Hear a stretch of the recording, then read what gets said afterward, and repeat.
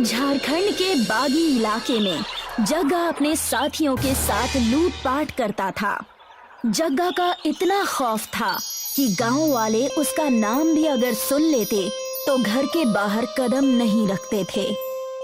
वहीं एक छोटा सा गांव था बिलासपुर। वो अपने गाय और भैंसों के दूध की वजह से जाना जाता था। उस गांव के लोग दूध के व्यापार की वजह से बहुत मशहूर और सक्षम थे। इस बात से जग्गा बिल्कुल खुश नहीं था, क्योंकि उस गांव के मंदिर में जग्गा ने हीरे छुपा कर रखे थे। इन विलासपुर गांव वालों का कुछ करना होगा। दूध की मलाई खा खा कर गांव वालों में बहुत घमंड आ गया है, और तो और उनके पास हमारे हीरे की ईंट भी है। हुजूर, आप हमेशा हीरे की ईंट के पीछे इतना परेशान क्यों रहते हैं? आखिर माजरा क्या है उस हीरे की ईंट का? कई साल पहले जब मैंने और मेरे साथियों ने सरकार की ट्रेन से हीरे के कीमती सामान चुराए थे, तब हम विलासपुर गांव जाकर छुपे हुए थे। तब मैंने सारे हीरे विलासपुर के मंदिर जो उस वक्त बन रही थी, पुलिस और अन्य डाकुओं से बचने के लिए मैंने उन हीरों को ईंटों में रखकर छुपा दिया था। तो हम उस गांव में जाकर डाका क्यों नहीं डाल देते सरकार? हम ऐसा बिल्कुल नहीं कर सकते। मैंने सांबा को कल रात को हीरों के ईंटों के बारे में पता लगाने के लिए भेजा था। वो यहाँ आता ही होगा। जग्गा और डाकू बात कर ही रहे थे कि वहाँ पर सांबा आ गया। मैं इस गांव में चरवाहा बनकर गया था और मैंने हीरे ढूंढ भी लिए थे, लेकिन पुजारी के आने के डर से मैंने मंदिर की रसोई में हीरो की रोटियां बनवाकर रख दी। इतनी हेर फेर से मेरा दिमाग फटा जा रहा है। हमें कैसे भी करके उन हीरे की रोटियों को तलाशना होगा। मालिक, मालिक, एक जरूरी खबर आपको सुनानी है। अरे फिर जल्दी कहता क्यों नहीं है? और तो इतना हाँफ क्यों रहा है? उन बिलासपुर वासियों ने हीरे की रोटियों को मंदिर का चमत्कार समझकर मंदिर में रखवा दिया है। मैंने जैसे ही ये खबर सुनी, मैं दौड़ता हुआ आपके पास आ गया। बिलासपुर गांव जाना जाता है उनके पशुओं के बारे में। अगर हम उन पशुओं को हथिया लें तो हमें हीरे की रोटियां जरूर मिल जाएंगी। जग्गा अपने डाकुओं की टोली को लेकर बिलासपुर के पास वाली तालाब पर जाता है। ये तालाब देख रहे हो? यहाँ पर बिलासपुर के पशु हमेशा पानी पीने आया करते हैं। तो हमें यहाँ सुबह तक रुकना है और उन्हें बंदी बनाना है ना सरकार? कुछ भी मत बोलो और मेरी बातें अच्छे से सुनो। इस तालाब में बेहोशी की दवाई मिला दो। जब सुबह उनके पशु इस तालाब से पानी पीने आएंगे तो वो सब बेहोश हो जाएंगे। जग्गा की बात सुनकर उसके साथीदारों ने ऐसा ही किया। सुबह जैसे ही बिलासपुर के पशुओं ने, यानी कि गाय, भैंस और बकरियों ने उस तालाब का पानी पिया, वो वहीं बेहोश होकर गिर गए। अरे ये क्या हो गया? अनर्थ हो गया। ऐसा कैसे हो गया? अब हम क्या करेंगे? अब हम क्या करेंगे? ये मेरी आखिरी संपत्ति थी जो कि तबाह हो गई। सारे ग्वाले वहाँ रो ही रहे थे कि जग्गा के साथ ही दूसरे गांव के ग्वाले बनकर वहाँ पर पहुँच गए। अरे क्या हुआ भाई? तुम रो क्यों रहे हो? हमारे बिलासपुर गांव की गाय और भैंस दोनों ही गिर गए हैं। हे भगवान! तो चिंता किस बात की? हमारे गांव में बड़े महान तांत्रिक आए हैं, वो इन्हें जल्दी से ठीक कर देंगे। तो इतना सोच क्या रहे हैं? उन्हें जल्दी से बुलाइए। उन्हें देखकर ग्वालों को उम्मीद की किरण नजर आने लगी। जग्गा तांत्रिक बनकर वहाँ आ गया। तुम सब इतने परेशान ना हो, पशुओं को कुछ नहीं होगा। अगर आप उन्हें ठीक कर सकते हैं तो कृपा करें, वरना हमारा रहना दुश्वार हो जाएगा। जग्गा उन ग्वालों के पशुओं की जांच करने का नाटक करने लगा। इन पशुओं को तालाब के जहर वाले पानी ने बेहोश किया है। अगर तुम सब चाहते हो कि ये सब ठीक हो जाए तो तुम्हें एक शर्त पूरी करनी होगी। ऐसी कौन सी शर्त है जो हमें पूरी करनी है?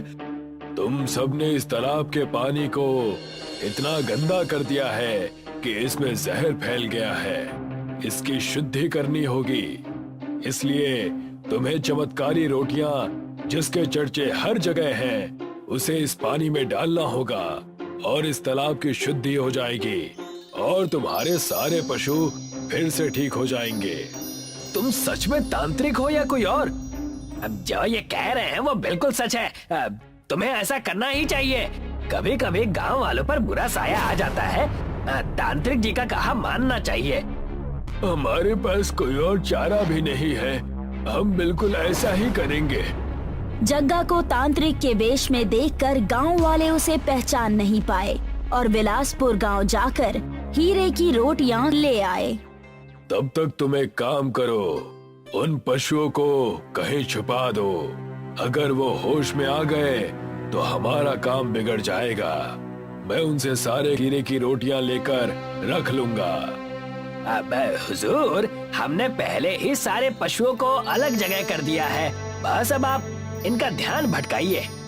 अगर हमें वो हीरे की रोटियां मिल गई तो हमें जिंदगी भर बस नाच देखना है और मजे करने हैं। उतने में ही वहाँ पर गांव वाले हीरे की रोटियां लेकर आ जाते हैं। तुम्हें अब पता चलेगा कि असली खेल क्या है। क्या सोच रहे हैं आप? जल्दी से हमारे पशुओं को ठीक कर दीजिए। हमारे पास उनके अलावा और कोई धन नहीं है। सारी चमत्कारी रोटियां इस अपवित्र तालाब में डाल दो। उसके बाद उस तालाब के पवित्र होने का इंतजार करो। तुम्हारी सारी समस्या ठीक हो जाएगी। गांव वाले जैसे ही सारे हीरे की रोटियां तालाब में डालने ही वाले थे कि तब जग्गा उनसे कहता है, एक काम करिए, ये चमकती रोटियां आप मुझे दे दीजिए। जी, आप मुझसे ज्यादा जानते हैं, ये लीजिए। यही तो मैं चाहता था। जग्गा की बात सुनकर ग्वालों ने अपने हाथों से हीरे की चमकती हुई रोटियां उसे दे दी। अब मजा आएगा। इन हीरों से मैं माला माल हो जाऊंगा। सारे ग्वाले पानी में उतरे ही थे कि तभी उनके पशुओं की आवाज आने लगी। ये तो हमारे सारे पशुओं की आवाज है। लगता है वो ठीक हो गए। देखा, मैंने कहा था ना, तुम जैसे ही तालाब में सारी चमकती रोटियां डालोगे तुम्हारे पशु ठीक हो जाएंगे। मुझे तो यकीन ही नहीं हो रहा कि ये सब ऐसा कैसे हो सकता है। चमत्कार, चमत्कार! हमें जीने का सहारा फिर से मिल गया। एक तरफ सारे ग्वाले खुश थे और दूसरी तरफ जैसे ही जग्गा ने उन हीरे की रोटियों को पानी में डाला, वो सब पत्थर की हो गईं। उनमें सिर्फ पत्थर ही पत्थर नजर आ रहे थे। ये कैसे हो गया? मुझे विश्वास नहीं हो रहा। आप इतना चिल्ला क्यों रहे हैं? आखिर क्या बात हो गई सरकार? हीरे की रोटियां पत्थर की रोटियां हो गई हैं। जग्गा और उसके साथी गुस्से में अपने डाकू के वेश में आ गए। उन्हें डाकू के वेश में देखकर सारे ग्वाले डर के एक कदम पीछे हो गए। अरे ये तो डाकू जग्गा है, हमसे हमारी चमत्कारी रोटी चुराने आया है। जग्गा की टोली संकट में आ चुकी थी। तभी उन पशुओं में से एक गाय में गौ माता प्रकट हो गई। तुम सबने इस तालाब के साथ साथ पशुओं को भी हानि पहुंचाई है और उसका परिणाम तुम्हें पत्थर के रूप में मिला है। मैं तुम्हें श्राप देती हूँ। अब से तुम और तुम्हारा गिरोह इस तालाब से 100 मीटर की दूरी भी पार नहीं कर पाओगे। तुम्हें अपना सारा जीवन यहीं बिताना होगा। नहीं, ये छल है। जग्गा के साथ छल हुआ है। जग्गा और उसकी टोली ने खूब प्रयास किया, लेकिन वो उस तालाब से दूर नहीं जा पाए। गौ माता के आशीर्वाद से सारे गांव वाले बहुत खुश हो गए और सारे पशु अच्छे से फिर से चारा खाने लगे। ये देखो, ये पत्थर की रोटियां अब फिर से हीरे की हो गई हैं। इन्हें हमें मंदिर में जाकर सुरक्षित रखना होगा। ये भी कोई कहने की बात है। हम बिल्कुल ऐसा ही करेंगे। सारे गांव वाले हंसी खुशी बिलासपुर में दूध का व्यापार करने लगे। और सभी लोग खुशी खुशी अपनी जिंदगी बिताने लगे और जोरों शोरों से दूध का कारोबार फिर से शुरू हो गया। मेघपुर नाम का एक गांव था जहां गांव का सबसे बड़ा मेला होता था। पूरे 10 दिनों का लोगों का व्यापार और बच्चों के खेलने का ये अच्छा समय था। वहीं मेघपुर में 2 बचपन के दोस्त थे, शशांक और प्रशांत, जो उसी मेले में अपनी अपनी पानी पूरी बेचा करते थे। शुरुआत के समय दोनों ने एक ही दुकान खोली थी, लेकिन शशांक के व्यवहार की वजह से प्रशांत ने अपनी अलग पानी पूरी की दुकान खोल ली। शशांक हमेशा प्रशांत के हकले होने की वजह से उसे चिढ़ाता रहता, लेकिन प्रशांत का व्यापार बहुत अच्छा चलता था क्योंकि वो बहुत ईमानदार था। अरे आने वाले हफ्ते में मेला शुरू है। शशांक, क्या करने का सोचा है तुमने? कुछ मुनाफा कमाना है या नहीं? शशांक नाम है मेरा, मुनाफा तो जरूर कमाना है। अब देखना कि मैं क्या करूंगा। अरे वो तो तुम हमेशा ही कहते हो, लेकिन तुमसे ज्यादा मुनाफा तो हमारा दोस्त प्रशांत कमा लेता है। सही कहा भाई, प्रशांत के दिमाग और ईमानदारी की सब मिसाल देते हैं। अरे उस हकले की बोलती तो मैं बंद करूंगा, इस बार मैं ही ज्यादा कमाऊंगा। अरे शशांक, प्रशांत हमेशा तेरा भला चाहता है, लेकिन तू हमेशा उसका बुरा क्यों चाहता है? अब गंजे अपना काम कर, चुपचाप चाय दे और तमाशा देख। शशांक गुस्से में बिना चाय पिए ही वहाँ से चला जाता है। अरे कैसा प्रशांत, इस बार वार्षिक मेले में आ रहा है कि नहीं? अरे खोल लेना। अरे इस बार तेरी खैर नहीं, मैं तुझे बताऊंगा कि व्यापार कैसे करते हैं। मैं इसीलिए तुम्हारे साथ दुकान नहीं खोलता, तो तुम्हारी इन्हीं हरकतों की वजह से। अबे चल चल, मैं देख लूंगा तुझे। वार्षिक मेले में मेरा ही बोलबाला होगा।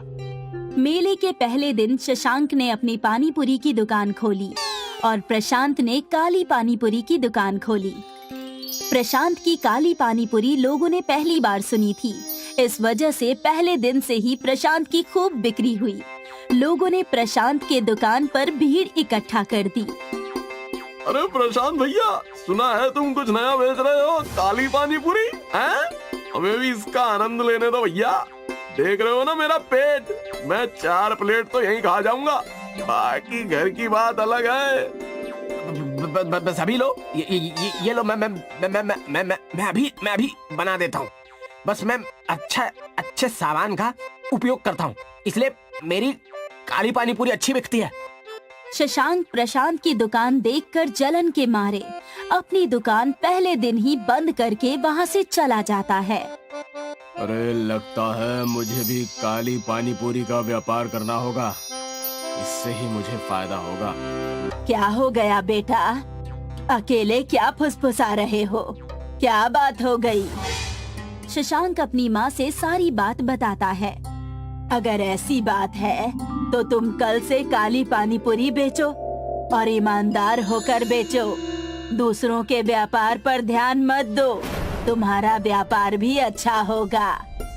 अगले दिन मेले में शशांक प्रशांत के दुकान के ठीक सामने अपनी काली पानी पूरी की दुकान खोल देता है, लेकिन प्रशांत के ईमानदार और सीधे होने की वजह से गांव वाले और मेले में आए हुए सारे लोग उसी के यहाँ काली पानी पूरी खाने के लिए आया करते थे।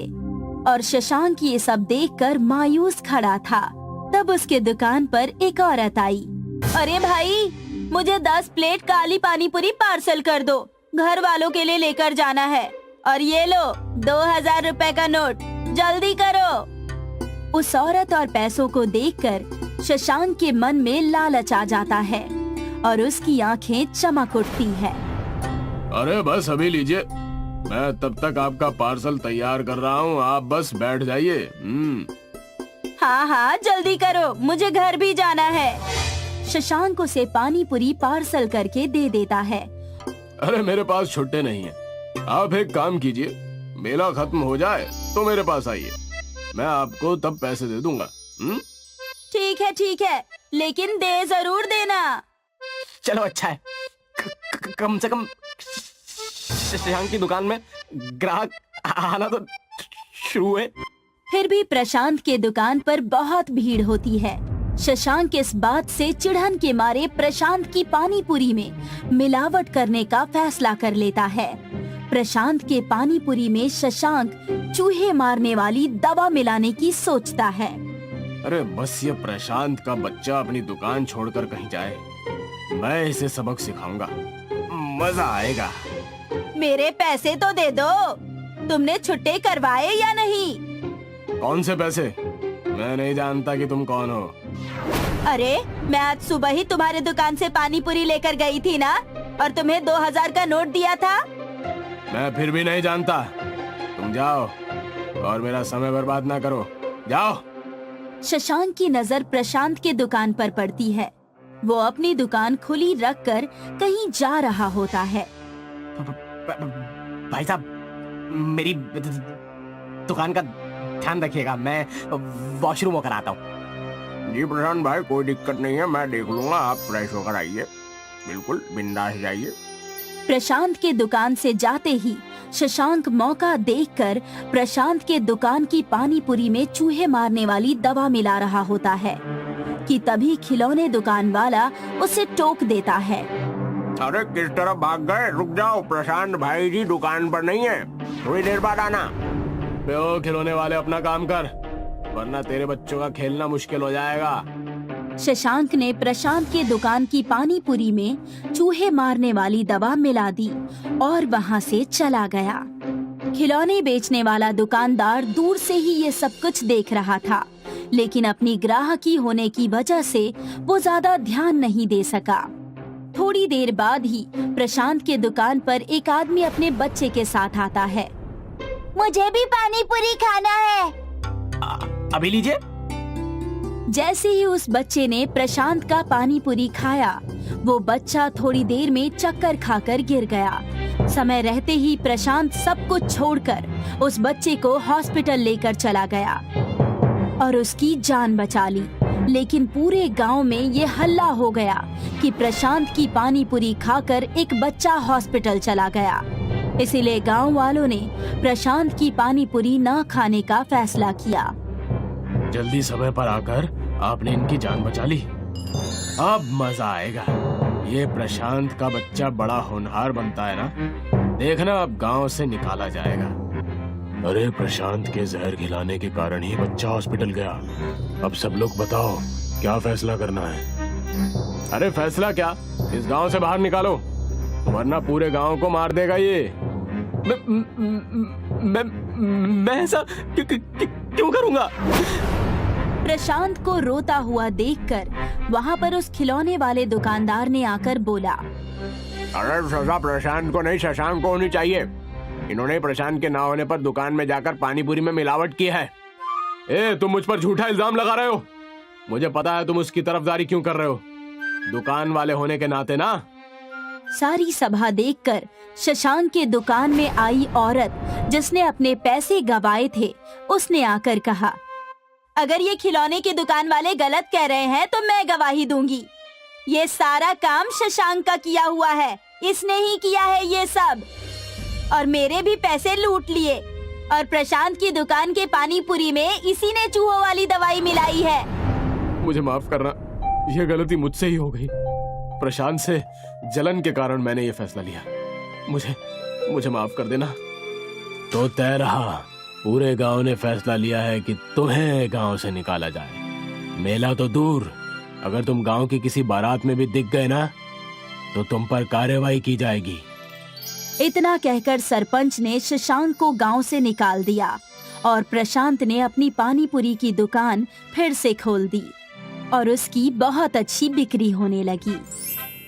राजस्थान के एक इलाके में इंद्रलोक नाम का एक गांव था। इस गांव का नाम इंद्रलोक इसलिए पड़ा था क्योंकि यहाँ के लोग पानी के लिए बारिश पर निर्भर थे और इन सब का मानना था कि बारिश इंद्र देवता करते हैं, इसलिए यहाँ के लोग साल में एक बार इंद्र देवता के लिए बहुत बड़ा हवन करते हैं। हमारा ये गांव रेगिस्तान में होकर भी कितना अच्छा है ना? हाँ, हमारे गांव पर इंद्र देवता की कृपा है, नहीं तो रेगिस्तान में इतना खुशहाल गांव मैंने आज तक ना कभी देखा है और ना ही कभी सुना है। हाँ ये तो है, इस गांव पर इंद्र देवता की कृपा है। और उनके आशीर्वाद से ही यहाँ पर समय समय पर बारिश होती है जिससे इस सूखे रेगिस्तान में भी हमें पानी की कमी नहीं होती। इस हफ्ते इंद्र देवता के लिए एक बड़ा हवन होने वाला है। हम सबको अभी से उसकी तैयारी करनी चाहिए। हाँ, सही कह रही हो, तैयारी तो करनी है, पर मुझे आज अपने भैया को लेने के लिए एयरपोर्ट जाना है। आज वो विदेश से वापस लौट रहे हैं, इसलिए मैं आज नहीं आ पाऊंगा। कोई बात नहीं, तुम भैया को लेने चले जाओ, मैं यहाँ पर सब संभाल लूंगी। सुरेश अपने बड़े भाई को लेने के लिए एयरपोर्ट की तरफ निकल पड़ता है और सुप्रिया हवन की तैयारी में जुट जाती है। सुरेश कुछ समय बाद अपने बड़े भाई महेश को लेकर एयरपोर्ट से वापस गांव में लौटता है। महेश गांव में आकर बहुत खुश है। उसे यहाँ पर ताजी हवा, ताजा पानी और खुले आसमान के नीचे जीने में बहुत आनंद आ रहा है। अरे वाह, मेरा गांव तो बहुत खूबसूरत है। मैं तो खामखा सालों से विदेश में घुट घुट कर मर रहा हूँ। क्यों भैया, आपको विदेश में रहना पसंद नहीं है क्या? अरे नहीं नहीं, ऐसी बात नहीं है, पर वहाँ का आसमान इतना साफ नहीं है जितना कि यहाँ पर है।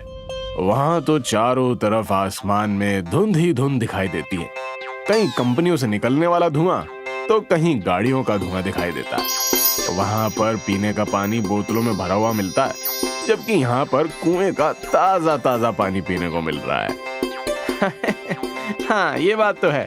हमारे गांव से सुंदर तो मुझे कोई दूसरी जगह लगती ही नहीं है। अब तो मुझे भी यही लग रहा है। मेरा तो ये गांव छोड़कर जाने का मन ही नहीं करेगा। महेश और सुरेश आपस में बातें कर ही रहे होते हैं कि तभी सुप्रिया इनके पास आती है। नमस्ते भैया। नमस्ते, कैसी हो तुम? मैं ठीक हूँ भैया, आप कैसे हैं? मैं भी ठीक हूँ, और अब यहाँ पर आकर तो मुझे और भी ठीक लगने लगा है। सुप्रिया के हाथ में एक थैला है जिसमें हवन की सामग्री है। अरे ये तुम्हारे हाथ में क्या है? भैया, हमारे गांव में हर साल इंद्र देवता के लिए एक बहुत बड़ा हवन किया जाता है। इस बार भी वो हवन होने वाला है और उसका समय अब नजदीक आ चुका है, इसीलिए उसी की तैयारी कर रही हूँ। सुप्रिया की ये बात सुनकर महेश सोच में पड़ जाता है। इंद्र देवता के लिए हवन मतलब? आपको तो पता ही है, हमारे गांव का नाम इंद्रलोक है। यहाँ पर इंद्र देवता की बड़ी कृपा है। उनके आशीर्वाद से ही यहाँ पर समय समय पर अच्छी बारिश होती है, जिससे पानी की कमी कभी नहीं होती। अरे ये सब तो मनगढ़ंत कहानियाँ हैं। क्या तुम भी आज के इस नए जमाने में इन सब फालतू बातों पर यकीन करती हो? ऐसी बात नहीं है भैया, गांव में सभी लोगों का यही मानना है और ये प्रथा आज से नहीं, कई सालों से चली आ रही है। आप भी हवन में जरूर आइएगा। अरे वैसे ये हवन होगा कहाँ पर?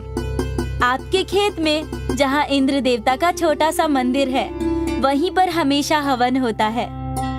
अरे सुरेश, अरे क्या तुम मुझे वो मंदिर दिखा सकते हो भाई? हाँ भैया, चलिए। सुरेश अपने बड़े भाई महेश को खेत की तरफ लेकर जाता है, जहाँ पर इंद्र देवता का एक छोटा सा मंदिर है। खेत में पहुंचकर महेश मंदिर को घूरने लगता है। अच्छा, तो सारे अंधविश्वास की जड़ ये मंदिर है। महेश आगे बढ़ता है और देवता के मंदिर को अपने हाथों से तोड़ देता है। महेश को ऐसा करते हुए देख सुरेश घबरा जाता है। ये क्या कर रहे हो भैया? अरे अंधविश्वास की जड़ को मिटा रहा हूँ। देखते ही देखते कुछ ही समय में महेश मंदिर को तोड़कर बिखेर देता है। आसमान में इंद्र देवता देखते हैं कि महेश ने उनका मंदिर तोड़ दिया है, तो वो बहुत क्रोधित होते हैं और बादलों की तरफ गुस्से से देखते हैं, जिससे आसमान में बहुत तेजी से बादल गरजने की आवाज होती है। इंद्र देवता के गुस्से से बादल बहुत तेज बरसते हैं और इंद्रलोक गांव में तेज मूसलाधार बारिश होती है, जिससे गांव में पानी जमा होने लगता है। अरे ये क्या हो गया? अचानक से इतनी तेज बारिश? ये सब इंद्र देवता के गुस्से के कारण हुआ है। आपने उनके मंदिर को तोड़कर अच्छा नहीं किया भैया। अरे ये क्या फालतू बातें कर रहे हो? एक मंदिर तोड़ देने से इतनी तेज बारिश कैसे हो सकती है? मूसलाधार बारिश और तेज होती जाती है और गांव में पानी बढ़ने लगता है, जिससे जगह जगह पानी जमा हो जाता है और लोगों के घर पानी में डूबने लगते हैं। सुप्रिया सुरेश के पास आती है। अरे, गांव में इतनी तेज बारिश कैसे हो गई? ये सब महेश भैया की वजह से हुआ है। उन्होंने इंद्र देवता के मंदिर को तोड़ दिया और अब पूरे इंद्र लोग गांव को इसका परिणाम भुगतना पड़ रहा है। ये देखो, मैं इंद्र देवता की मूर्ति को उठा लाया हूँ। ये तो महेश भैया के हाथों से बहुत बड़ा पाप हो गया है। हमें जल्दी ही कुछ करना होगा, नहीं तो पूरा गांव बाढ़ की चपेट में आ जाएगा और सब कुछ तबाह हो जाएगा। सुप्रिया और सुरेश दोनों पुराने मंदिर वाले खेत में जाते हैं और मंदिर वाली जगह पर इंद्र देवता की मूर्ति को रखकर उनके सामने प्रार्थना करने लगते हैं। हे इंद्र देवता, हमें माफ कर दीजिए। महेश भैया की गलती की सजा पूरे गांव को भुगतनी पड़ रही है। हे इंद्रदेव, मैं अपने भैया की तरफ से माफी मांगता हूँ। वो बचपन से ही बाहर शहर में रहे हैं, इसलिए उन्हें हमारे गांव की हवन प्रथा अंधविश्वास लगती है। उन्हें माफ कर दीजिए। हम आपका मंदिर फिर से बनवा देंगे। मैं एक मिस्त्री को जानती हूँ, जल्दी से उन्हें बुलाकर इसी जगह पर नया मंदिर बनाने के लिए कहती हूँ। ठीक है, जल्दी से मिस्त्री को बुला कर लाओ। सुप्रिया जाती है और मिस्त्री को बुलाकर लाती है। मिस्त्री आता है और पुराने मंदिर वाली जगह पर फिर से ईंट जोड़कर मंदिर बनाने लगता है। जैसे जैसे मंदिर बनता जाता है, बारिश कम होती जाती है और मंदिर बनता हुआ देखकर महेश भी आ जाता है। अरे, ये मंदिर बनने से तो बारिश कम हो रही है। मुझसे बहुत बड़ी गलती हो गई थी। मैंने इंद्र देवता का अपमान करके बहुत बड़ा पाप किया है। अब मैं ही इस पाप का प्रायश्चित करूंगा। मंदिर बनने के बाद महेश अपने हाथों से इंद्र देवता की मूर्ति को उस मंदिर में स्थापित करता है और हाथ जोड़कर इंद्र देवता से प्रार्थना करता है। हे इंद्रदेव, मुझसे बहुत बड़ी भूल हो गई। मुझे माफ कर दीजिए और हमारे इस इंद्रलोक गांव को इस बाढ़ से बचा लीजिए। महेश को मंदिर में मूर्ति स्थापित करते इंद्र देवता ऊपर से देखते हैं, जिससे वो प्रसन्न हो जाते हैं और अपनी शक्ति से बारिश को रोक देते हैं। बारिश रुकने के कुछ समय बाद बाढ़ का पानी धीरे धीरे कम हो जाता है और इंद्रलोक गांव पहले जैसा हो जाता है। महेश जोर जोर से इंद्र देवता की जय जयकार करता है। इंद्र देवता की जय हो! इंद्र देवता की जय हो! महेश और सभी गांव वाले मिलकर हवन की तैयारियां शुरू करते हैं।